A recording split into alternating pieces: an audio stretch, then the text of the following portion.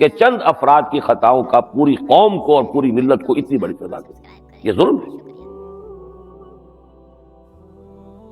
پہلی بات یہ قرآن مجید کے فلسفے سے کہ اللہ ظالم نہیں، ہر مسلمان جانتا، وما انا بظلام للعبید ان لیس اللہ بظلام للعبید، اللہ تعالیٰ بندوں پر ظلم کرنے والا نہیں۔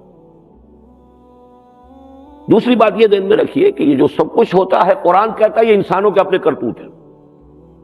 میں نے اسی لیے سورہ شورى کی آیت پڑھی ہے شروع میں، وما اصابکم من مصیبت فبما کسبت ایدیکم ویعفو عن کثیر، جو مصیبت جو بپتا تم پر پڑی ہے وہ تمہارے اپنے ہاتھوں کی کمائی کے نتیجے میں پڑی ہے، اور اللہ بہت سی چیزیں تو معاف کرتا رہتا ہے۔ اگر وہ تمہاری ہر غلطی پر پکڑ لے تو زمین پر ایک انسان بھی بستا ہوا نظر نہ آئے، چلتا نظر نہ آئے، وہ تو بہت نظر انداز کرتا ہے، بہت مغفور، یعفو عن کثیر، لیکن پھر بھی جو سزا وہ دیتا وہ تمہارے اپنے کرتوتوں کے کچھ ہے، اسی کی پاداش ہے۔ تیسری بات یہ نوٹ کیجئے، یہ ہے اہم نکتہ، یہ چیز تو ہم جانتے ہیں کہ اللہ تعالیٰ کسی نیکی کا اجر و ثواب 1000 گنا دے دے، فضل ہے جتنا چاہے دے دے، لیکن جرم کی سزا تو صرف اس جرم کے برابر دے گا، اس سے زائد نہیں دے گا، یہ قاعدہ ہمیں معلوم ہے۔ اسی پر قیاس کیجئے، چند افراد کی نیکی کے صدقے میں پوری قوم کو اللہ نواز دے، فضل فرما دے، چند افراد کی برکات پوری قوم کے اوپر بانٹ دے، ٹھیک ہے، فضل ہے، چند افراد کے جرائم سے پوری قوم کو سزا دے، یہ تو پھر یہ جو جس طریقے سے کہ جرم کی سزا فرد کو بھی ملے گی جرم کے مطابق، زیادہ نہیں، ہاں نیکی کا اجر و ثواب 10 گنا دے، 700 گنا دے، 1000 گنا دے، کروڑ گنا دے، اس کی مرضی ہے، جتنا چاہے دے، بغیر حساب دے، لیکن یہ کہ جرم کی سزا اتنی ہی۔ اسی طریقے سے چند افراد کی سعادت پوری قوم کو تقسیم کر دے، فضل ہے اس کا، چند افراد کا جرم، چند افراد کی غلطی، اس کی سزا پوری قوم کو دے دے، یہ جب تک کہ قوم کا معتدب حصہ جرم میں شریک نہ ہو جائے اجتماعی سزا نہیں مل سکتی۔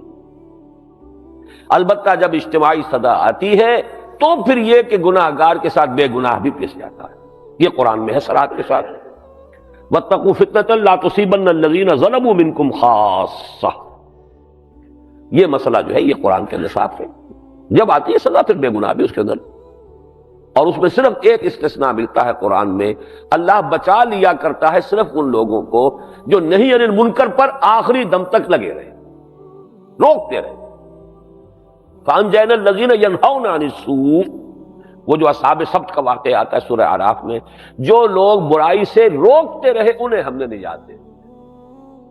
اگر اس کام میں لگے رہے کچھ لوگ تو امید کر سکتے ہیں، ورنہ یہ ہے کہ پھر اس وقت بے گناہ بھی گناہ گاروں کے ساتھ پس جایا کرتے۔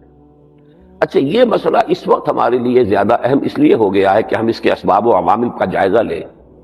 بین ہی وہی تصویر اب کراچی کی بن چکی ہے، لیکن ہمارے لوگ اب بھی حقیقت کو دیکھنے سے انکاری ہیں، بین ہی وہ تصویر بن چکی ہے۔ اگر آپ جائزہ لیں گے معلوم ہوگا جوں کی توں وہ بات جو ہے یہاں پر، جیسے ریپلے، آج کل ایکشن ریپلے جو ہے وہ آپ کو نظر آتا ہے، وہ کہیں گیم میں کسی میچ میں پھر وہ ایکشن ریپلے ہو رہا ہوتا ہے، بالکل کراچی کا معاملہ جو ہے مشرقی پاکستان کا ایکشن ریپلے ہے، اس لیے ذرا تجزیہ کرنے کی ضرورت ہے، اور بہرحال اس تجزیے میں پھر ہمیں ذرا ہمت اور جرأت کی بھی ضرورت ہے۔ اس میں کچھ پردہ نشینوں کے بھی نام آتے ہیں، ہمیں کم سے کم یہ کہ اب جب کہ 47.5 برس ہونے کو آ رہے ہیں شمسی حساب سے بھی پاکستان کو قائم ہوئے، تو ہمیں اتنا بالغ ہونا چاہیے کہ ہم حقائق کو دیکھ سکیں اور حقائق کا اعتراف کر سکیں۔ اب پہلی بات تو یہ سمجھیے کہ ہم سے ایک بہت بڑی اجتماعی غلطی ہوئی تھی ہماری قیادت سے، اور وہ غلطی یہ تھی کہ 1940 کے پاکستان ریزولوشن میں 1946 میں ترمیم کر کے ریاستوں کی بجائے ایک ریاست کا نقشہ ہم نے اختیار کیا۔ یہ غلطی تھی، ماننا چاہیے غلطی تھی، نیک نیتی سے ہوئی۔ اصل میں تحریک پاکستان ایک تحریک تھی، تحریکوں میں عام طور پر ہوش پر جوش غالب رہتا ہے، ورنہ تحریک چلتی نہیں، جذبات چاہیے، جوش چاہیے۔ اس جوش کی ہیٹ میں، اس کی گرمی میں جو حقائق تھے جغرافیائی ان کو ہم نے نظر انداز کر دیا۔ اور بنگالی قوم زیادہ جذباتی ہے عام دوسرے ہندوستان کے دوسرے مسلمانوں کی نسبت. اب آب و ہوا کا ایک خاص مزاج بنتا ہے. اور آپ کا علم میں ہوگا یہ کہ AK فضل الحق صاحب نے زور دے کر قائد اعظم کو مجبور کیا تھا کہ وہ سن 40 کے ریزولوشن میں سے وہ ایس نکال دیں. اسٹیٹس کا لفظ تھا, status in the north east and north west of Pakistan. حقیقت میں جغرافیہ جو ہے 1000 میل کا فصل, درمیان میں سمندر تو نہیں تھا, کوئی خلا تو نہیں تھا, ہاسٹائل ٹیریٹری, پیدائشی دشمن پاکستان کا وہ درمیان میں. تو ان جغرافیائی حقائق کو تحریک پاکستان کے جوش اور جذبے میں نظر انداز کیا گیا. قائد اعظم کا ایک جملہ بڑا خوبصورت ہے, ایک پارلیمنٹرین کی حیثیت سے واقعہ یہ ہے کہ قابل داد جملہ ہے. قائد اعظم کو چونکہ اس کی مہارت تھی, برٹش پریس میں کچھ چیزیں ایسی آئی تھی پاکستان کے معاملے میں کہ جغرافیائی اعتبار سے یہ وائبل سکیم نہیں ہے. تو قائد اعظم کا جملہ ہے کہ the British press has talked about some geographical difficulties in the way of Pakistan. May I ask them, by what rule of geography are they here? کیا میں ان انگریزوں سے پوچھ سکتا ہوں کہ آپ کون سے جغرافیہ کے اصول کے تحت یہاں پہ حکومت کرتے رہے یا کر رہے ہیں اب بھی؟ تو جغرافیہ جو ہے 7 سمندر پار سے آ کے آپ نے یہاں حکومت کری. تو مشکل جواب تو ہے, اس میں کوئی شک نہیں. پارلیمنٹرین جس کو ہم کہتے ہیں اس کی تو ایک بڑی ایک عمدہ مثال ہے. لیکن یہ کہ بہرحال حقائق کو تو آپ نہیں جھٹلا سکتے, حقائق تو حقائق ہے. میرے نزدیک یہ ہم سے ایک غلطی ہوئی ہے, گڈ فیتھ میں ہوئی ہے, نیک نیتی سے ہوئی ہے, لیکن حقائق کو نظر انداز کرنا صحیح نہیں تھا.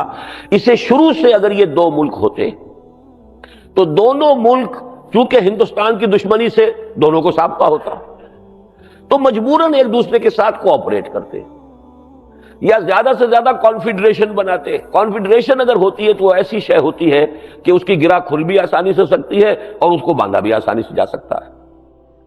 ایک ملک بن کر اس کا پھر علیحدہ ہونا آسان نہیں ہوتا.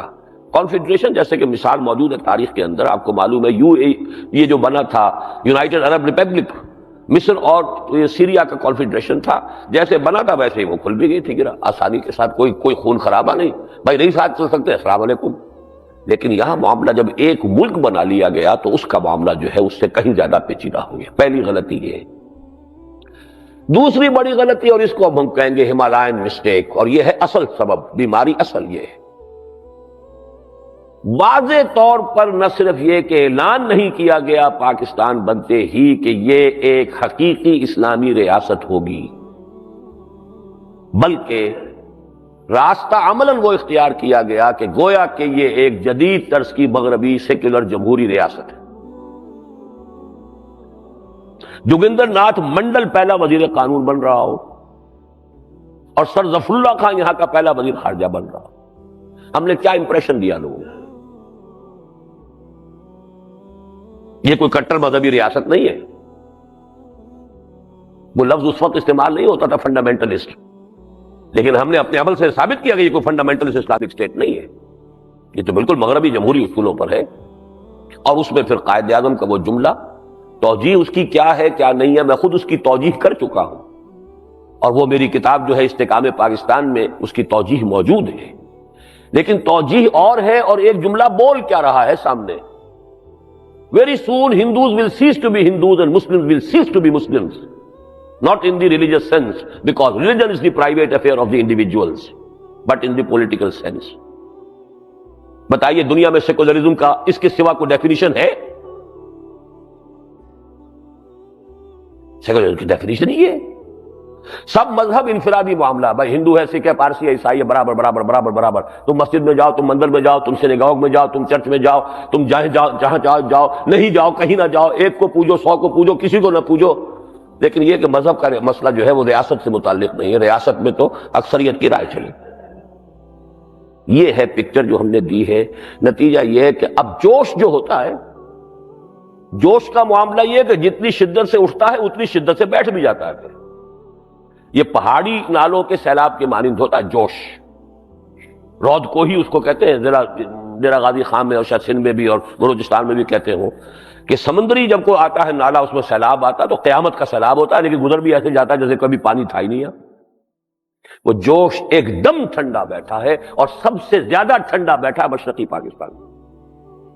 میں تو جرت نہیں کر سکتا، یہاں میرے پاس جو 50 صفحات کے خطوط آئے ہیں ایک صاحب کے، ایک بنگالی مسلمان ہیں مولانا امام الدین محمد طاہا، ان کے والد مولانا شبیر احمد عثمانی رحمۃ اللہ علیہ کے بڑے کلوز فرینڈ اور ایسوسیٹ، قرارداد مقاصد کے کو آتھر،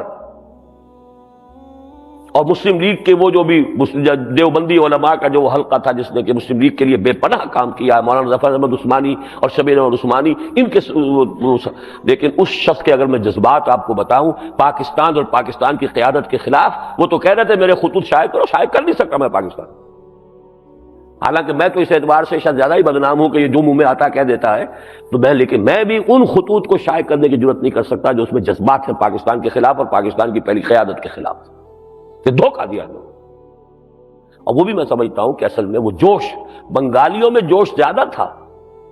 مسلم لیگ بنی ہے ڈھاکہ میں 1906 میں، مسلم لیگ کی طویل ترین عرصے تک منسٹری رہی ہے یونائٹڈ بنگال میں، حالانکہ یونائٹڈ بنگال میں مسلم اکثریت جو ہے وہ تقریباً ویسی ہی تھی جیسی پنجاب میں تھی، کوئی بہت بھاری اکثریت نہیں تھی۔ ہندو مسلم یونائٹڈ بنگال میں کتنا فرق تھا، لیکن وہاں اس پنجاب میں آخری وقت تک ایک دن مسلم لیگ کی منسٹری نہیں بنی، اور وہاں پر جو ہے یہ آپ کے خواجہ ناظم الدین صاحب کتنے طویل عرصے تک چیف منسٹر رہے ہیں یونائٹڈ بنگال کے۔ وہ جذبات تھے ان کے، لیکن ان جذبات کے اوپر پھر ظاہر بات ہے کہ عوامی سطح پر آپ کو معلوم ہے اب بھی ایوریج بنگالی مسلمان میں مذہبی جذبہ ایوریج پاکستانی مسلمان سے 10 گنا زیادہ ہے، آج بھی ہے۔ ایودھیا کی مسجد کو گرایا گیا، آپ نے تو صرف یہاں چند مندر گرا دیے، پھر اس کا جرمانہ بھی ادا کر دیا، یہ لو بھائی۔ ان کا جلوس چلا تھا جسے جا کر انڈیا کے بارڈر پر بمشکل روکا ہے حکومت نے۔ They wanted to cross into West Bengal, جانا چاہتے تھے ایودھیا، ہم نے کیا کیا؟ کچھ بھی نہیں۔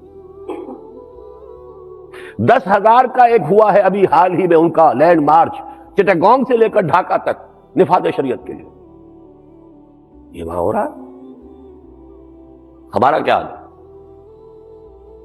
لیکن یہ کہ بہرحال اس کا رد عمل مشرقی پاکستان میں ہوا۔ مذہبی جذبے کو آپ نے جو ہے اسی وقت اس کے اوپر تو آپ نے پانی ڈال دیا۔ اچھا، اب جو تیسری کمپلیکیشن ہے، مغربی جمہوریت کے تحت پاکستان کا کوئی دستور بننا ممکن ہی نہیں تھا۔ ہم تو فانی جیتے جی وہ میت ہیں بے گور و کفن، غربت جس کو راس نہ آئی اور وطن بھی چھوٹ گیا۔ اس کو سمجھیے، یہ نقطہ آپ کو کوئی اور نہیں بتائے گا۔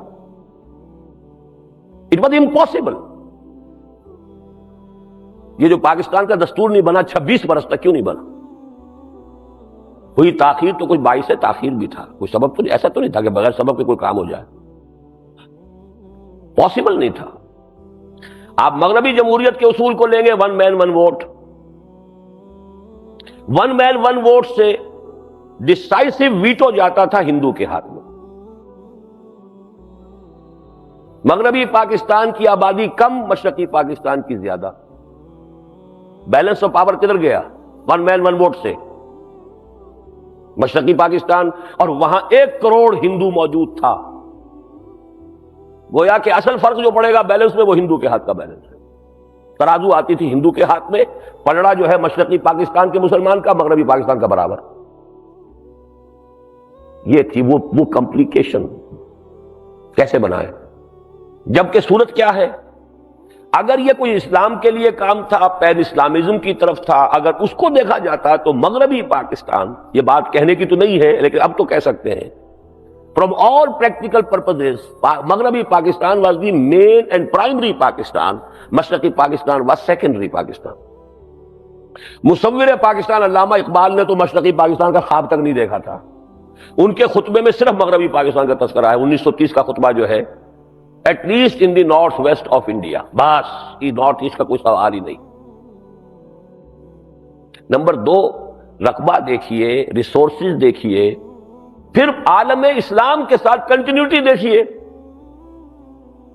مشرقی پاکستان تو کفر کے اندر جزیرہ ہے، چاروں طرف کفر، ایک طرف کہہ دیں آپ کے پانی ہے، باقی یہ کہ سارا کفر ہی کفر۔ برما میں کیا ہو رہا ہے مسلمانوں کے ساتھ آج؟ ویسٹ میں بھارت ہے، سر کے اوپر وہ سوار ہے انتہائی وحشی قسم کے قبائل، چاہے وہ ہندو ہے اور چاہے وہ کچھ بھی نہیں ہے، لیکن بہرحال اسلام سے اور مسلمانوں سے جو انہیں نفرت ہے وہ آپ جو کچھ ہوتا رہتا ہے ان چھوٹی ریاستوں کے اندر، وہاں وہ منی پور ہو اور وہ ہو اور امپھل ہو اور یہ جو کچھ ہوتا ہے وہاں آپ کو معلوم ہے۔ تو بیچارہ مشرقی پاکستان تو، اور پھر اتنا کم رقبہ اور اتنی حاضری کا پہلے لوڈ نفری کا، تو ڈیولپمنٹ کے کئی چانسز کم۔ مغربی پاکستان کے ریسورسز، ہر طرح کا سوائل، منرلز، ہر چیز، پھر عالم اسلام کے ساتھ اس کی کنٹینیوٹی، تو اصل پاکستان یہ بنتا ہے وہ بنتا ہے سیکنڈری، لیکن مغربی جمہوریت کی روح سے اصل پاکستان وہ بنتا ہے یہ بنتا ہے secondary, and the balance of power goes in the hand of the Hindu voter. بتائیے کیا دستور بنائیں گے آپ؟ یہی وجہ ہے کہ اول تو قرارداد مقاصد جو پہلے دن آ جانی چاہیے تھی وہ آئی ہے 1.5 سال بعد، 12 مارچ 1949 کو، اور یہ 1.5 سال وہ ہوتے ہیں جس میں کہ وہ جذبہ تو ٹھنڈا پڑ گیا۔ منڈل صاحب تو آ گئے، ظفر اللہ خان تو آ گیا، مذہبی طبقے کو تو آپ نے کر دیا متنفر اپنے آپ سے، مذہبی جذبہ جو ہے اس کے اوپر تو آپ نے پانی ڈال دیا۔ پھر آئی بھی قرارداد مقاصد، تو مولانا مودودی کے جملے یہ ہے، وہ تو زبردستی کو آئی، ان کہنی کہی گئی ہے۔ ان کہنی کا آپ نے پتہ نہیں لطیفہ سنا ہے کہ نہیں؟ کہتے یہ ہے کہ یو پی کے بعد علاقوں میں جہاں مسلم ڈومینیشن رہی بہت شدید اور مسلم کلچر جو ہے اس کا غلبہ ہے، ہندو بیچارے وہاں ریت کے درجے میں تھے، زمین کے کاشتکار، باقی زمیندار تو مسلمان۔ وہاں یہ تھا کسی ہندو کو عالم نزا اگر بہت سختی سے گزر رہا ہوتا تھا، جان نہیں نکلتی تھی، تو اسے چپکے سے کہہ دیتے، کہہ دے انکہنی۔ وہ انکہنی کیا؟ لا الہ الا اللہ محمد رسول اللہ کہہ دے تاکہ تیری جان تو نکلے۔ یہ انکہنی کہی گئی ہے، اس لیے کہ تھریٹ کیا ہے مولانا شبیر احمد عثمانی رحمۃ اللہ علیہ نے کہ اگر تم یہ نہیں پاس کرو گے میں فوراً مستعفی ہوں گا، جاؤں گا، پبلک کو کہوں گا کہ دھوکہ دیا مسلم لیگ نے۔ تب یہ قرارداد مقاصد آ گئی، اور مولانا مودودی ہی کے الفاظ، ایک ایسی بارش ہے کہ نہ اس سے پہلے کوئی ٹھنڈی ہوا چلی، نہ بادل آئے، اور نہ اس کے بعد کوئی رویدگی پیدا ہوئی۔ کوئی واقعہ ہوتا ہے تو وہ اس کے آثار ہوتے ہیں۔ یرسل الریاح بشرا بین یدی رحمتہ، اللہ ہوائیں بھیجتا ہے اپنی رحمت سے آگے آگے، ہاں بارش آنے والی ہے، ٹھنڈی ہوا کے جھونکے آئے ہیں، کچھ نہیں، اور پھر بارش کے بعد کچھ تو نظر آتا ہے، کوئی گھاس اگی ہو، کہیں کچھ سبزہ ہے، کچھ نہیں۔ وہ قرارداد مقاصد تھی اس ملک میں۔ اور یہ کہ اس کے بعد بی پی سی رپورٹ لیاقت علی خان صاحب نے پیش کی، اسے رد کر دیا، اس لیے کہ وہ مغربی جمہوریت کے اصول سے تھی کہ تمام صوبوں کو اپنی آبادی کے حساب سے نمائندگی ملے گی، پروونشل اسمبلیز میں بھی، اور ظاہر بات ہے کہ نیشنل میں بھی، لیکن اپر ہاؤس سینٹ جو ہے اس میں ہر صوبے کو برابر۔ تو گویا کہ مشرقی پاکستان کا گیا حصہ 1/4، بلکہ 1/5، اور مغربی پاکستان لے گیا 4/5۔ تو ایک طرف تو چونکہ اس بی پی سی رپورٹ میں اسلام کا سرے سے تذکرہ ہی نہیں تھا، قرارداد مقاصد کے کوئی اثرات اس میں نہیں تھے آگے، کہ یہ جو کہا ہے کہ ہم حاکمیت اللہ کی مانتے ہیں، اس کو امپلیمنٹ کیسے کریں گے، کوئی نہ کوئی اس کا راستہ تو ہونا، کوئی تذکرہ نہیں۔ نمبر 2 یہ کہ انہوں نے کہا صاحب یہ ہماری، آپ نے جو ہے ہمیں 1/5 بنا دیا، ہم تو بڑی، ہماری کل آپ کے بس پاکستان سے زیادہ ہماری تعداد ہے۔ It was rejected. دوسری پھر کہیں آئی ہے دسمبر سن 52 میں جا کر، اس میں پیرٹی کا اصول کیا گیا کہ مشرقی اور مغربی پاکستان کو برابر برابر، سینٹ میں بھی اور نیشنل اسمبلی میں بھی۔ اس کے اوپر بھی وہ ناراض، اور پھر یہ کہ سینٹ کے اصول کے خلاف ہے، دنیا میں سینٹ کا کوئی اصول تو ہے، وہ تو یونٹ کے حساب سے ہوتا ہے۔ یہ پیچیدگی تھی جس کی وجہ سے 26 برس تک ویکوم رہا ہے۔ اس زمانے میں جب عزم نکالا کرتا تھا، جمعیت طلبہ کا ناظم اعلیٰ تھا، ایک 15 روزہ پرچہ نکالتا تھا میں عزم کے نام سے، اس میں ایک وہ بڑے سائز کا، لمبے سائز کا جیسے ہوا کرتا تھا چٹان، قندیل وغیرہ، ایک خاص ایک ریگولر سائز ہوتا تھا اس زمانے میں ویکلیز کا، تو اس کا ایک پورا آخری صفحہ اس کے لیے وقت تھا کہ دستوری مسائل پر خطوط ہوں، مضامین ہوں، اور اس کا عنوان یہ تھا کہ اس سوچ میں کلیاں ضرب ہوئیں، اس فکر میں غنچے سوکھ گئے، آئین گلستاں کیا ہوگا، دستور بہاراں کیا ہوگا۔ آپ اس ملک کی قسمت کا تصور کیجئے جس ملک کا کہ 26 برس تک تو کوئی دستور ہی نہیں، ویکوم ہوتا ہے تو ظاہر بات ہے کہ اس کے تو نتائج پھر جو بھی نکلتے ہیں وہ نکلے۔ قرض کے ہمارا حال کیا ہوا، ہم تو فانی جیتے جی وہ میت ہیں، بے گور و کفن غربت جس کو راس نہ آئی، اور وطن بھی چھوٹ گیا۔ اسلام ہم نے خود چھوڑا، اور مغربی جمہوریت ہمیں دنیاوی اعتبار سے بھی راس نہیں آئی۔ ہمارا دستور نہیں بن سکا اس مغربی جمہوریت کی وجہ سے، اس لیے کہ ہر شے کے اصول ہے. آپ مغربی جمہوریت کو اختیار کریں گے تو اس کے اصول ہے، ون مین ون ووٹ. ڈس انفرنچائز کر دینا کسی کو بھی، یہ تو گناہ کبیرہ ہے، اس سے بڑا ظلم کوئی نہیں. ہر نظام کا جو سب سے بڑا گناہ ہے ڈس انفرنچائز کر دیا، ہمارا حق جو ہے اس کے اندر کمی کر دی. اب آئیے تیسری بات، کسی بھی ملک کے لیے قومی زبان کا مسئلہ، بلکہ چوتھی بات سمجھیے، بہت اہمیت کا حامل ہوتا. جب تک تو تھی مسلم لیگ تحریک پاکستان کے مرحلے میں، تو ظاہر بات ہے کہ اردو گویا کہ مسلم لیگ کی زبان اردو، جھگڑا تھا ہندی سے. وہ اقبال کا شعر کئی دفعہ میں نے آپ کو سنایا ہے،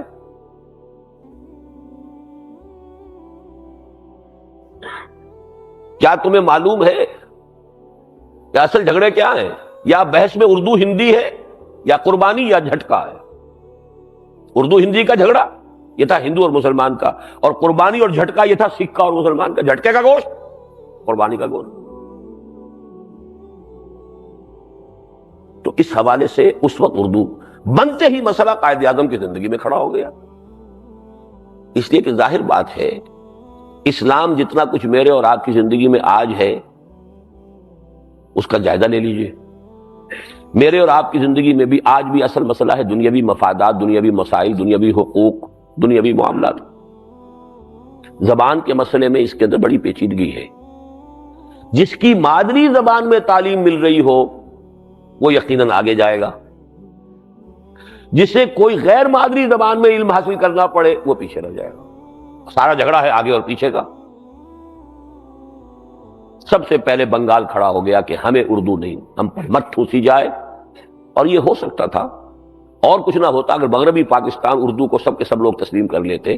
تو دو لینگویجز آج بھی آپ کو معلوم ہونا چاہیے، کینیڈا میں بائی لنگول اسٹیٹ ہے. ہر سرکاری کاغذ جو چھپتا ہے، لٹریچر ہو، کوئی آرڈیننس ہو، کوئی قواعد ہو، قوانین ہو، پاسپورٹ، ایوری تھنگ فرینچ بھی اس میں ہوگی اور انگلش بھی ہوگی. تو ہو سکتا تھا، لیکن یہاں پر سندھ کا مسئلہ بھی موجود تھا. باقی تینوں صوبے اردو کو قبول کرنے کے لیے تیار تھے.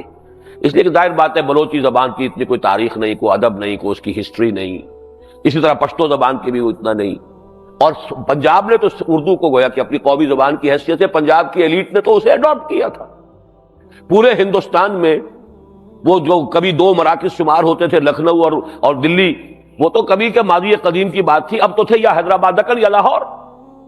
اردو کے مرکز دو تھے. صحافت تھی، شاعری تھی. آپ سمجھیے کہ یا تو حیدرآباد دکن میں تھی اور یا یہ کہ لاہور میں تھی. لیکن سندھ کا معاملہ اور سندھ کا کلیم تھا. تو جو حقائق ہوتے ہیں ان کو دیکھنا چاہیے. اور دو اشخاص نے آپ کے ہاں عین بر وقت مشورہ دیا اور صحیح دیا. سر آغا خان نے کہ عربی کا فیصلہ کرو کہ عربی زبان کو یہاں کی قومی زبان بنائیں، سرکاری زبان. اور زاہد حسین مرحوم، وہ میرے عزیزوں میں سے تھے، first governor of the state bank of Pakistan. لیکن اس ملک کے اندر نہ حکومت، نہ قیادت، نہ مذہبی عناصر، مذہبی قیادت نے بھی کبھی اس حقیقت کو تسلیم نہیں کیا. نتیجہ کیا نکلا؟ بنگلہ دیش، بنگلہ بھاشا کی تحریک جو شروع ہوئی ڈھاکہ سے، وہ بنگلہ دیش تک پہنچ گئی. اور آج بھی آپ کے ویسٹ پاکستان میں کہنے کو آپ اردو سمجھتے قومی زبان، آپ مجبور ہیں کہ انگریزی ہی کو قومی زبان قرار دیں. اور ہے بالفعل تو وہی ہے. آج بھی پہلی جماعت سے دوبارہ آپ ریورٹ کر کے اور زیادہ ترویج کس زبان کی کر رہے ہیں؟ انگریزی کی. یہ اپنے آپ کو دھوکہ دینے والی بات ہے کہ اردو جو ہے وہ پاکستان کی قومی زبان. تو ہماری کہاں وہ میچورٹی جس کو کہتے ہیں قیادت کی سوچ، حالات کا جائزہ، اس کے حوالے سے غور و فکر کرنا. کوئی زبان مقدس نہیں ہے، نہ اردو نہ سندھی. مقدس زبان اگر ہے تو صرف عربی زبان ہے ہمارے لیے. اور وہ بھی اس لیے نہیں کہ عربوں کی زبان ہے، اس لیے کہ قرآن کی زبان ہے، حدیث کی زبان ہے، محمد رسول اللہ کی زبان ہے صلی اللہ علیہ وسلم. اور یہ سب کے لیے یہاں سندھ کے اندر کتابیں لکھی گئی. میں تو مجھے افسوس ہے وہ کتاب گم ہو گئی. جب میں نے دورہ کیا تھا، میں جب گیا تھا دادو، وہاں مجھے ایک صاحب نے کتاب کا نسخہ دیا کہ جو اس زمانے میں سندھی کچھ دانشوروں نے شائع کیا تھا، پوری کتاب شائع کی تھی کہ عربی کو یہاں پر نافذ کیا جائے. عربی کو قبول کرنے کو تیار ہے. بھئی عربی اردو سپیکنگ کو بھی سیکھنی پڑے گی، پنجابی کو بھی سیکھنی پڑے گی، سندھی کو بھی سیکھنی پڑے گی، بنگالی کو بھی سیکھنی پڑے گی. کم سے کم برابر تو رہیں گے نا. آپ اردو ٹھوسیں گے تو سندھی بچہ پیچھے رہ جائے گا. پھر آپ لڑیں گے, اونچے نمبر والے کو چھوڑ دیا, کم نمبر والے کو لے لیا. وہ آخر کوٹا یہاں ہوا تو کسی وجہ سے ہوا تھا. پھر میں کہتا ہوں دنیا میں کوئی کام بغیر کسی سبب کے نہیں ہوتا. واقعہ یہ پنجاب میں کوٹا نہ ہوتا تو پنجاب کا مسلمان کبھی اٹھ کے کھڑا ہو نہیں سکتا تھا ہندو کے مقابلے میں. کوٹا کیوں؟ ورنہ کالجوں میں مسلمان کو داخلہ نہیں جاتا پنجاب میں. انڈیا کی بات کر رہا ہوں, یونائٹڈ جو پنجاب تھا, ہندو کا مقابلہ کرنے والا پنجابی مسلمان کہاں تھا؟ وہ تو اس وقت کوٹا تھا, وہاں پر مسلمانوں کی اپنی سیٹیں مقرر ہوتی تھی. تب انجینئرنگ کالج میں, میڈیکل کالج میں مسلمان بھی پہنچتا تھا. ورنہ اگر ہوتا اوپن کمپٹیشن, ہندو آنے دیتا تھا کسی مسلمان کو؟ اسی طرح وہاں طے کروایا تھا سر چھوٹو رام نے, وہ اربن اور وہ جو دیہاتی کی تقسیم ہے کہ کوئی شہری جو ہے دیہاتی زمین نہیں خرید سکتا. قومیتیں جو ہے تقسیم کر دی گئی تھی, یہ زراعت پیشہ اقوام ہے, یہ غیر زراعت پیشہ اقوام ہے. غیر زراعت پیشہ کوئی, ورنہ ہندو مہاجن کسی مسلمان کے پاس یا کسی اور ہندو جاٹ کے پاس زمین رہنے دیتا. یہ تحفظات دنیا میں کرنے پڑتے ہیں کہ کچھ طبقات بیکورڈ ہیں, ان کو کچھ نہ کچھ جو ہے وہ آپ ان کو رعایت دیجئے تاکہ ایک ہوموجینس سا نظام بن جائے, پوری قوم جو ہے کسی ایک سطح پر آ جائے. ورنہ جو کسی وجہ سے ہینڈی کیپڈ ہے وہ ہمیشہ کے لیے ہینڈی کیپڈ رہ جائے گا, اور جو کسی وجہ سے آگے نکل گیا ان کی ہمیشہ کی ڈومینیشن ہو جائے گی. تو حقائق ہے. لیکن اگر ہوتی عربی زبان تو جھگڑا ہی نہیں. وہ سندھی کو بھی سیکھنی ہے, اور اردو اسپیکنگ والے کو بھی سیکھنی ہوگی, پنجابی کو بھی سیکھنی ہوگی, اور کسی کو اس میں کوئی ہو نہیں سکتی. وہ ہماری قرآن کی زبان ہے, وہ ہماری حدیث کی زبان ہے, اللہ اور رسول کی زبان ہے. اس میں کسی لیکن یہ کہ کیا ہوا, یہ ہے چوتھا بلنڈر جو ہم نے کیا ہے نیشنل لینگویج کا. پانچواں اس سب کے اوپر جلتی پر تیل, ماشاء اللہ. ماشاء اللہ کا مطلب کیا ہوا؟ فوج تھی مغربی پاکستان کی, بلکہ وہ تو پھر جو مشرقی پاکستانی کے نزدیک ہر مغربی پاکستانی شالا پنجابی تھا. وہ تو سب پنجابی تھے. وہ نفرت جب آتی ہے, ابھی حال ہی میں ہمارے جو میجر جنرل ریٹائرڈ محمد حسین انصاری صاحب نے جو واقعات سنا, میں لرز گیا ہوں. یعنی یہ کہ چونکہ ان کے تھے وہ چشمدید واقعات. امین جوٹ ملز میں چٹاگانگ میں جس طریقے سے چھوٹے چھوٹے بچوں کی لاشیں جس طریقے سے وہاں پہ پڑی نظر آئی, اور ایک بہت بڑا کمیونٹی ہال تھا, اس کے چاروں طرف جو ہے کوئی ایسا تھا کہ وہاں بارشیں چونکہ زیادہ ہوتی ہیں تو بڑی گہری ایک نالی کھودی, ساری کی ساری خون سے بھری.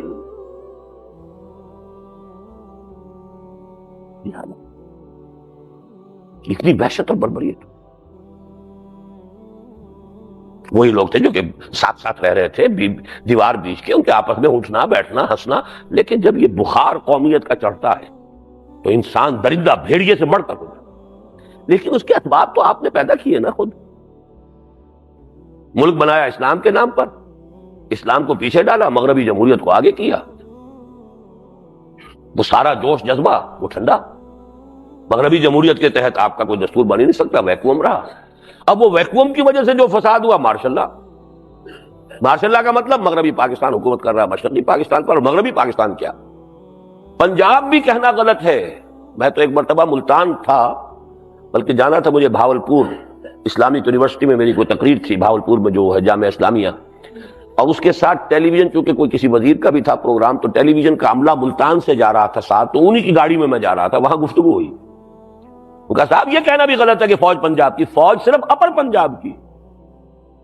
یہ سرائکی کا علاقہ جو مطالبہ کر رہے ہیں کہ ہمارا ایک صوبہ علیحدہ ہونا چاہیے, it's nearly half of Punjab. کبھی نقشہ دیکھیے پنجاب کا, اور اس کی کوئی ریپرزنٹیشن فوج میں نہیں ہے. فوج صرف گجرات سے اوپر چلے گی, گجرات, جیلم, چکوال, راولپنڈی, سرگودا, میاں والی, اور فرنٹیئر کے بھی صرف 2-3 ضلع ہیں درمیان کے, مردان اور پشاور اور کوہاٹ. آپ کا ڈی آئی خان کا آدمی نہیں ملے گا, آپ کو بنو کا آدمی نہیں ملے گا, آپ کو اوپر جو ہے سوات وغیرہ دیر کے آدمی نہیں ملیں گے. یہ اصل میں علاقہ پتہ ہے کون سا تھا؟ یہ علاقہ وہ تھا جس پر سکھوں کی حکومت رہی تھی. سکھا شاہی کے ظلم سے جو لوگ ستائے ہوئے تھے, انگریز جب آیا انہوں نے انگریز کو ویلکم کہا, اور انگریز کی ان کے دلوں میں محبت پیدا ہوئی کہ انہوں نے ہمیں سکھا شاہی سے نجات دلائی ہے. یہ میں تفصیلی تجزیہ اپنا مسئلہ سندھ میں لکھ چکا ہوں کہ کیا فرق ہے سندھی اور پنجابی مسلمان میں. ایک مرتبہ جو ہے میاں طفیل محمد صاحب نے بڑا بچگانہ سا اسٹیٹمنٹ ایک دے دیا تھا, جس میں بڑا تلخ طنز تھا سندھیوں پر. یہ نان مارشل ریس ہے، یہ فوج میں داخل نہیں ہوئے. اس کا جواب دیا تھا جو بہت بڑے دانشور ہیں سندھ کے، شاہ صاحب جی، غلام رسوا شاہ صاحب. بڑا پیارا جملہ تھا، وی ہیو نیور بین مرسنریز. گالی دی پنجابیوں کو، تم ٹکے کے سپاہی رہے ہو، تم نے انگریز کی فوج کے اندر بھرتی ہو کر تم نے کعبے پر گولیاں چلائی ہیں، تم نے ترکوں کو تہس نہس کیا ہے، تم نے جنرل ایلن بی کو قبضہ لے کر دیا بغداد کا. We have never been mercenaries. بات ٹھیک ہے، حقائق تو یہی ہے. لیکن سبب کیا؟ پنجابی کیا اسی وجہ سے کوئی پنجابی کے اندر غداری تھی؟ نہیں، سبب یہ تھا کہ حالات یہ تھے کہ پنجابی کے سر پر رہا مسلط سکھ. انگریز نے آ کر گویا کہ پنجابی کو سکھ سے نجات دلائی. سندھ میں انگریز نے مسلمان سے حکومت چھینی، تو کیا دونوں کا ایک طرز عمل ہو سکتا؟ دلی کا قبضہ پنجابی فوج لے کر نہ دیتی تو 1857 میں خاتمہ تھا انگریز کا ہندوستان سے. دلی کا قبضہ لے کر دیا ہے پنجابی فوج نے انگریز کو 1857. تو اصل سبب اس کا بھی سبب تھا. آخر کوئی نہ کوئی رد عمل ہوتا ہے حالات کا، واقعات کا. سکھوں کی حکومت کے مقابلے میں انگریز کی حکومت ایسا ہے جیسے جہنم میں سے نکال کے آدمی جنت میں آ جائے. رول آف لا ہے، تصور ہے، کوئی آپ کو زبردستی پکڑ کے تو نہیں لے جائے گا. کوئی قانون ہوگا، کوئی مقدمہ چلے گا، جو بات بھی ہوگی کسی اصول سے ہوگی. وہ سکھا شاہی کا تو مطلب ہی ہے کہ کوئی قانون نہیں، کوئی ضابطہ نہیں، جو خالصہ کے دل میں آ گئی بس وہی قانون ہے. تو اس وجہ سے ایک ذہنیت بنی ہے، رد عمل ہوتا ہے ایک چیز کا. بہرحال یہ جو مارشل لا ہے اس کے تسلسل نے آخری دلیل، بہرحال وہ ایجنٹ تھے، ہندوستان کے ایجنٹ تھے. ہر ہندو ہندوستان کا ایجنٹ ہے، سیدھی سیدھی بات ہے. ان کی بھارت ماتا کے ٹکڑے ہم نے کرا کے پاکستان بنایا ہے. وہ تو کبھی ذہناً تسلیم نہیں کر سکتے، وہ تو ان کے دانشور آ کے بھی کہہ جاتے ہیں یہاں ہم نے پاکستان کو تسلیم کیا ہے، دو قومی نظریے کو تسلیم نہیں کیا. اس کی کیا معنی ہے؟ غور کیا آپ نے؟ ان کے آ کر آپ کے لاہور میں کہہ کے جاتے ہیں ان کے دانشور، ان کے صحافی، ہم نے پاکستان کو تسلیم کیا، دو قومی نظریے کو تسلیم نہیں کیا. کیا مطلب ہے؟ دو قومی نظریے سے پاکستان وجود میں آیا، وہ نہیں تسلیم کیا. آخری اب صورتحال کیا تھی؟ اگر ہمارے ہاں کوئی میچور سے کوئی ہوتی قیادت، وہ مسئلہ ہے جو اب کا مسئلہ ہے سب سے زیادہ نمایاں. سارے وہ فیکٹر جو میں نے گنوائے یہاں بھی موجود ہیں، لیکن آخری جس چیز کو شمار کر رہا ہوں، اگر ہمارے ہاں کوئی میچور پولیٹیکل لیڈرشپ ہوتی تو نظر آ گیا تھا بہت جلد کہ مشرقی مغربی پاکستان ساتھ نہیں چل سکتے. کسی خوش اسلوبی سے sitting on the table negotiate کیجئے. یہ آخری درجے میں نے 1969 میں مقالہ لکھا تھا یہ میثاق میں کہ دنیا کی کوئی طاقت مشرقی پاکستانیوں کو مجبور نہیں کر سکتی کہ مغربی پاکستان کے ساتھ رہے. یہ ان کے اوپر آپشن چھوڑ دینا چاہیے، ریفرینڈم کروائیے. وہاں ریفرینڈم اگر ہو گیا ہوتا تو میں اول تو یہ سمجھتا ہوں کہ وہاں کی اکثریت جو ہے مغربی پاکستان ہی کے ساتھ رہنے کو ترجیح دیتی. پھر ان سے پوچھا جاتا آپ کی ٹرمز کیا ہیں؟ ظاہر بات ہے آپ اپنی ٹرمز کے اوپر ہی ہمارے ساتھ رہیں گے نا. لیکن یہ کہ اگر نہ فرض کیجئے تو ٹھیک ہے بھائی، آئیے علیحدگی کر لیجیے، بیٹھ کر بات کیجیے. زبردستی، جبر، مجبور کر کے آپ یہ تو کر سکتے ہیں کہ پاکستان کے اس علاقے کے اندر کسی جگہ پر بمباری کر دیں، کسی جگہ کچھ اور کر دیں. مشرقی پاکستان اس طریقے سے جبر کے ساتھ، آخر بلوچستان پہ بمباریاں بھی ہوئی ہیں، 2 مرتبہ ہوئی ہیں. ابھی ہو سکتا تھا مالاکنڈ میں معاملہ ذرا آگے بڑھتا تو سیدھی سیدھی بمباریاں ہوتی، کیوں نہ ہوتی. لیکن یہ کہ بہرحال مشرقی پاکستان کا معاملہ جو ہے، اور آپشن دینے کا ایک نفسیاتی نتیجہ ہوتا ہے جو کہ مجھے معلوم ہوا قرآن مجید کی ایک حکمت ہے کہ قتل جیسے مقدمے میں اللہ تعالیٰ نے شریعت اسلامی میں جو رکھا ہے کہ قاتل جو ہے اس کو ایٹ دی ڈسپوزل، جو مقتول کے ورثاء کے ڈسپوزل پر رکھ دیا. بھائی اب آپ کا اختیار ہے، آپ چاہیں اس کی جان لے لیں، چاہے اسے معاف کر دیں، چاہے فدیہ لے لیں. It's your option. Nobody is going to compel you. جب آدمی کو محسوس ہو اب مجھے اختیار ہے تو اس کے زخم کے اوپر تو مرہم رکھا گیا. اب وہ سوچے گا بھائی ہمارا آدمی تو جا چکا، وہ واپس تو نہیں آ جائے گا، ان کا بھی آدمی ہم لے لیں گے تو وہ تو نہیں آئے گا. ہماری جو بچی بیوہ ہو گئی، ہمارے جو بچے یتیم ہو گئے، وہ تو ہو چکے. اب ایک اور عورت کو بیوہ کرنا، ان کا تو کوئی جرم نہیں نا، جرم ان پر، سزا ان پر جائے گی. لیکن یہ کب سوچے گا آدمی؟ جب وہ محسوس کرے کہ اب ہمارے اختیار میں ہے. اور اگر اختیار کو مروئے کار لا کر آپ چھوڑ دیں گے اس کو، وہ پورا خاندان قیامت تک آپ کا غلام ہو گیا کہ نہیں ہو گیا؟ تو قبائلی رائبلریز، قتل در قتل، اس کے سارے سسٹم کو روکنے کی قرآن مجید کی حکمت عظیمہ کہ یہ ان کے ہاتھ میں دے دو. مقتول کے ورثاء کے ہاتھ میں اختیار ہے. ریاست کا کام صرف یہ ہے کہ مجرم کو پکڑے اور پکڑ کر کھڑا کر دے کہ لو جی اب یہ آپ کے ہاتھ میں ہے. آپ چاہیں اس کی جان لے لیں، جان کے بدلے جان، چاہیں معاف کر دیں. عام طور پر ہیجانی انداز میں قتل ہو جاتے ہیں. بھئی ہو گیا، اب جو نقصان ہونا تھا. حادثے میں بھی تو ہمارا آدمی مر سکتا تھا. لیکن یہ ساری باتیں اس وقت ہوتی ہیں جب آپ کے ہاتھ میں اختیار ہو. اگر اختیار دیتے، ریفرینڈم کرتے تو معاملہ بہتر ہوتا. لیکن نہ بھی ہوتا تو بہرحال لڑکی ہو جائے، ٹھیک ہے. سب سے مقدس رشتہ انسانی رشتوں میں میاں اور بیوی کا ہے، اس میں بھی سیپریشن ہے، طلاق ہے. اور قرآن مجید کی سورہ نساء کے ایک مقام پر تو پرسویشن ہے اس کی. وَإِن يَتَفَرَّقَا يُغْنِهُمْ كُلًّا مِّن سَعَتِهِ. اگر علیحدہ ہو جائے تو کوئی بات نہیں، اللہ تعالیٰ دونوں ہی کے لیے وسعت پیدا کر دے گا. خام خواہ زبردستی جوڑے رکھنا، باندھے رکھنا، گھر کو جہنم بنائے رکھنا، مزاج کی موافقت نہیں ہو رہی ہے تو کوئی بات نہیں بھائی، حتی الامکان کوشش کرو نباہ ہو جائے. نہیں ہوتا ہے نباہ تو پھر یہ زبردستی کا جو بندھن باندھے رکھنا ہے اس سے بہتر ہے فارغ کر. کیا پتا اسے بھی اللہ تعالیٰ اس کی مزاج کی موافقت کی مناسبت سے کوئی شوہر عطا کر دے، تمہیں بھی اللہ تعالیٰ تمہارے مزاج کی موافقت کے مطابق بہتر کو رشتہ دے. اس حوالے سے اب میں صرف چند کاش جو ہیں، اگر چاہیے کہ وہ کاش اگرچہ کہنے نہیں چاہیے، لیکن یہ کہ وہ کاش کے درجے میں کہتا ہوں، کاش کہ اس وقت ایوب خان دیگال والا طرز عمل اختیار کر لیں. یاد ہوگا آپ کو کہ یہ تین اشخاص اس وقت دنیا میں بڑے نمایاں ہو گئے تھے، فوجی لیڈرز تھے، تینوں کے تینوں بڑے قداور، ایوب خان بھی اور کرنل ناصر بھی، اور پھر ادھر وہ ڈیگال. لیکن ڈیگال کی دیکھیے حکمت عملی، اسے اپنے بہترین دوستوں کو جیل میں ڈالنا پڑا ہے. لیکن اس نے الجزائر کو آپشن دے دیا کہ بھائی آپ رہنا چاہتے رہے، نہیں رہنا چاہتے زبردستی یہ، ورنہ لڑتے رہیے. الجزائری بھی مر رہے تھے اور فرانسیسی بھی مر رہے تھے، اور مرنے کے علاوہ یہ کہ سارے ریسورسز قوم کے جو ہیں کھپ رہے ہیں اس پر. تو why to carry this dead load? اس ڈیڈ لوڈ کو اٹھا کے پھینکو تاکہ اپنی جگہ پر فرانس تو ترقی کر سکے.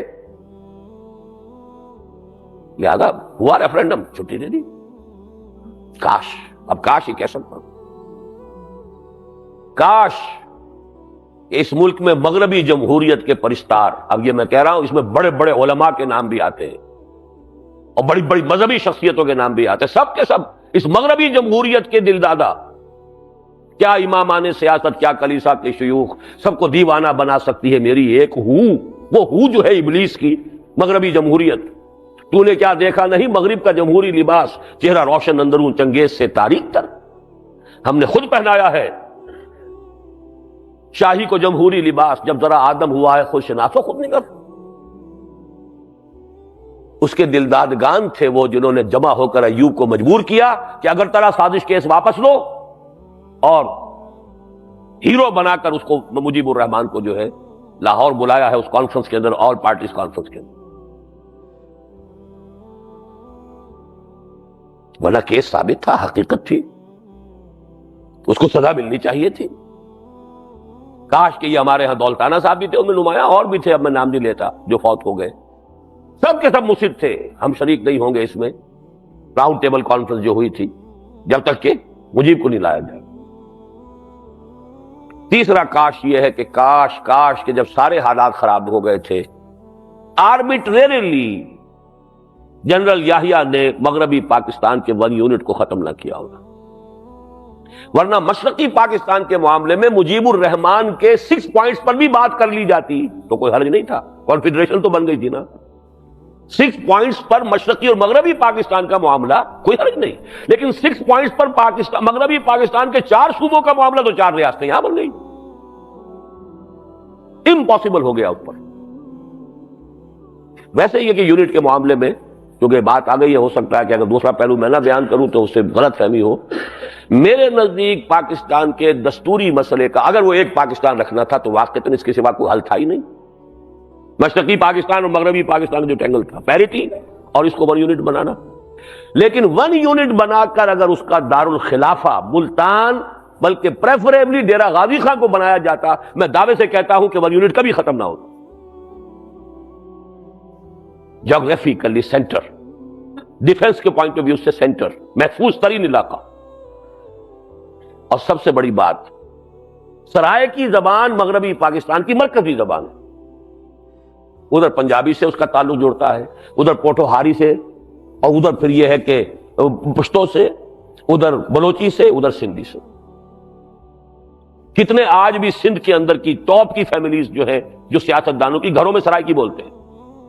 سارا جتوئی فیملی کی جو گھریلو زبان ہے وہ سرائے کی ہے. لیکن یہ ہے اصل میں ہمارے ہاں کا ویسٹڈ انٹرسٹ. پنجاب، اور وہ بھی وہ اصل پنجاب، سینٹرل پنجاب، اور اس کے وہ جو سرمایہ دار، خاص طور پر کہ جو گورنمنٹ کانٹریکٹرز کسی زمانے میں ہوتے تھے، کروڑ پتی، یہ ان لوگوں کی شرارتیں اور ان کی بے ایمانیاں ہیں کہ جنہوں نے یہ 1 یونٹ بنوایا، اور پھر یہ کہ وہاں پر اس کا مرکز لاہور میں رکھوایا. کسی اصول سے ٹھیک نہیں. ہندوستان نے پروونشل کیپٹل نہیں بنایا امرتسر کو، 1 اینٹ نہیں رکھی. میں 33 برس کے بعد میں نے دیکھا امرتسر. سن 47 میں نے دیکھا تھا، 12 جولائی 1947 کو اپنا میٹرک کا رزلٹ لاہور میں سن کر گیا ہوں حصار واپس، اور امرتسر ہو کر گیا ہوں، ہمارے کچھ عزیز وہاں رہتے تھے. تو میں تو سن 47 کا آئی وٹنس ہوں امرتسر کا، اور پھر 33 1/3 آف اے سینچری کے بعد 1980 میں گیا ہوں. مجال نہیں پورے امرتسر میں کوئی 1 اینٹ نہیں دیکھی ہو میں نے رکھی ہو، اس لیے کہ سرحد کے اتنے قریب. کوئی عقل کی بات ہوتی ہے، وہاں سے سیدھی جو ہے توپیں وہ اپنے سرحد میں رکھتے ہوئے بھی گولے لاہور پہ برسا سکتی ہیں، اور پاکستان کی توپیں جو ہے اس کے گولے امرتسر جائیں گے. ڈیفنس جو ہے خود ایک ملٹری سائنس، اپنی جگہ ایک سائنس ہے. اس کی روح سے لاہور انڈیفینڈیبل سٹی ہے. اس کا لائن آف ڈیفنس جو ہے ٹیکنیکلی وہ دریا کے پار ہے. First line of defence is river راوی.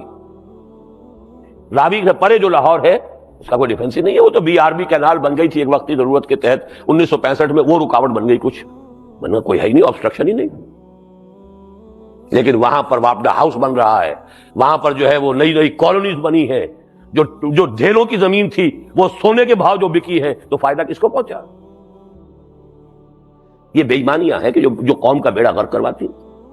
اور ویسٹرن انٹرسٹ، وہ کسی پوری قوم کا تو نہیں، پورے پنجابی قوم کا تو نہیں، چند فیملیز ہو میٹر.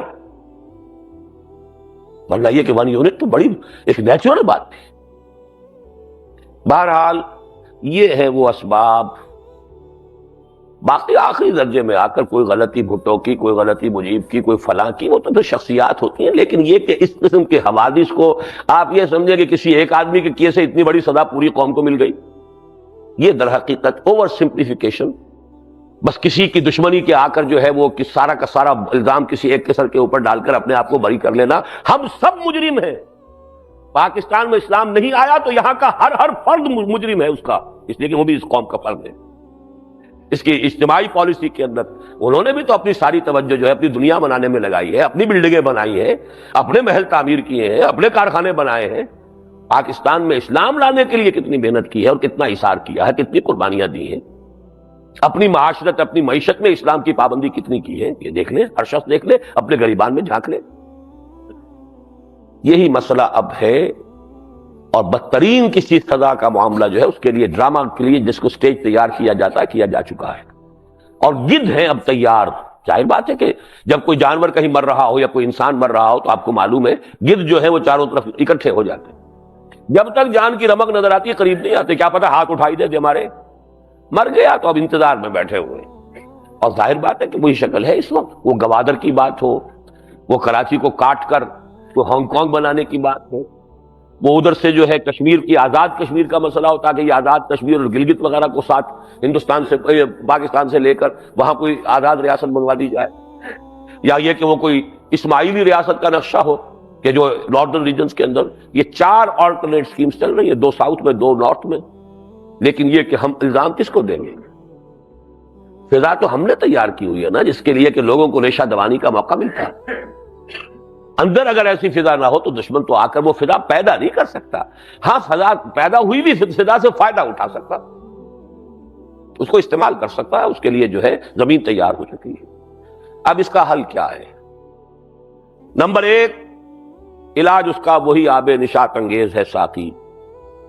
پہلی بات تو یہ ہے کہ توبہ اللہ کی جناب میں اجتماعی سطح پر, جس کے لیے پہلے انفرادی توبہ کرنی ہوگی. توبہ کی رٹ نہیں, واقعتاً ہر فرد اپنی جگہ طے کرے مجھے مسلمان جینا ہے, مسلمان مرنا. اپنی معاشرت کو دیکھے, اپنی معیشت کو دیکھے, پاک کرے اسے. پھر یہ لوگ مل جل کر جمع ہوں اور اس ملک کے اندر ایک اسلامی انقلاب برپا کریں. کہنے میں تو ایک جملہ ہے, کافی ہے. اگر اس ملک میں دستوری سطح پر طے کر دیا جائے, جیسے قرارداد مقاصد اس کا دستور کا حصہ ہے, لیکن اس کے ساتھ ابھی چاہیے وہ جو بات کہی تھی نواز شریف صاحب نے بھی, کہ اب دستوری اس کے لیے ترمیم بھی آ رہی ہے. بس نفاذ شریعت ایکٹ تو یہ لے لو, اگرچہ اس میں بھی سود کو برقرار رکھا, لیکن یہ کہ اس کے لیے اصل ترمیم جو دستور میں آ رہی ہے وہ نہیں آئی آج تک. دستور کی وہ ترمیم کہ یہاں کتاب و سنت ہر شے پر بالا تر ہے, فیصلہ کرے گی عدالت. But you set the ball rolling, بات طے ہو جائے, اب عدالتوں کے اندر معاملہ جائے گا کیا چیزیں غیر اسلامی ہے نہیں ہے. لیکن ایک چیز کو بھی اس میں سے اگر آپ نے ریزرو کر کے ایکسیپشن کے طور پر رکھ لیا تو آپ کا سارا کام زیرو ہو گیا. وداؤٹ اینی ایکسیپشن ہر چیز پر کتاب و سنت کی بالادست. اصل حل تو ہے صرف یہ, اس کے علاوہ کوئی حل نہیں. آج نہیں تو کل تن آسانیاں چاہیں اور آبرو بھی, وہ قوم آج ڈوبے گی گر کل نہ ڈوبی. پاکستان کا خاتمہ اب ہوتا ہے یا یہ کہ کچھ دنوں کے ہو کر رہے گا اگر یہاں اسلام نہیں آیا. It has no justification to exist. السلام علیکم ورحمۃ اللہ وبرکاتہ. ہمارے اس چینل ڈیپتھ آف اسلام کو سبسکرائب کریں. آپ کا شکریہ.